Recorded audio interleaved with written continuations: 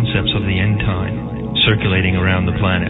One concept of the end time is the idea that we live in linear time in history. It goes from the past to the future, and there will be a certain end moment of history, a definitive historical moment when time will end and the world will end. There is, however, a completely different concept of the end time, which comes from indigenous cultures and comes from the pagan civilizations.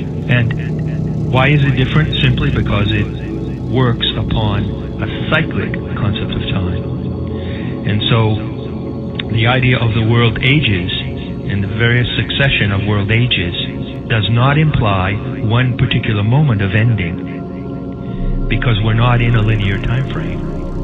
It implies that there are culminating moments of civilization. There are culminating moments of change and realization. When one age ends, one paradigm ends, and another begins. So this is another concept, the cyclic concept of the end time, in which there are many end times, and the linear concept in which there is only one.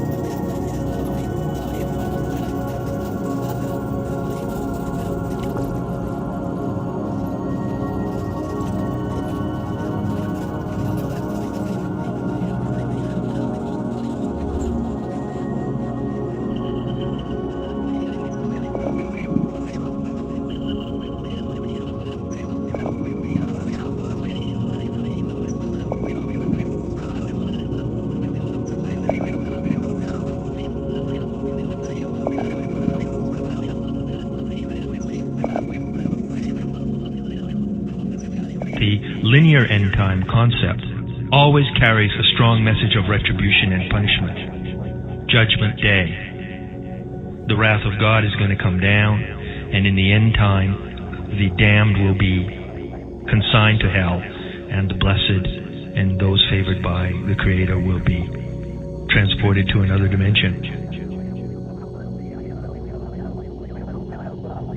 By complete contrast to this, the indigenous cyclic concept of end time has no retribution attached to it whatsoever. In the cyclic conception of the end time, there may be catharsis and renewal and self-examination and purging, but certainly there is no retribution enacted by God upon us. And that's a big difference between those two concepts.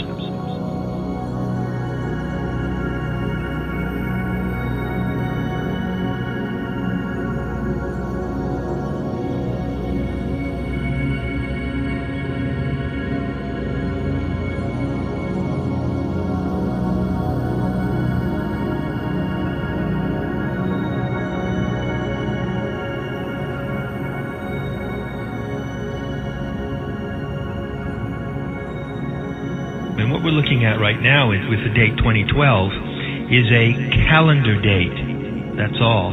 It's quite erroneous to regard the date of December 21st, 2012 as the time when the world is going to end, physically speaking.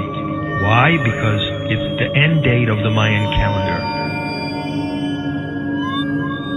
The end date of the Mayan calendar belongs to the framework of cyclic time, not linear time. So there will be a new age will begin when the calendar ends in 2012. So it's a very hopeful idea in that sense, and should not at all be associated with end of the world scenarios such as we find in the book of Revelation.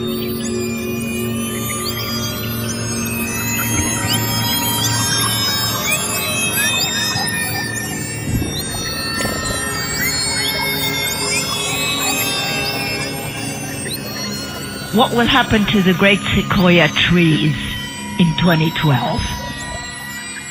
Well, I think at the very moment that the sun rises on the winter solstice of 2012, the great sequoia trees will begin to sing.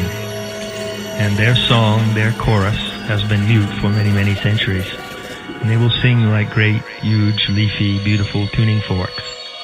And those of us who are tuned to their song will dance a dance of rapture and defiance.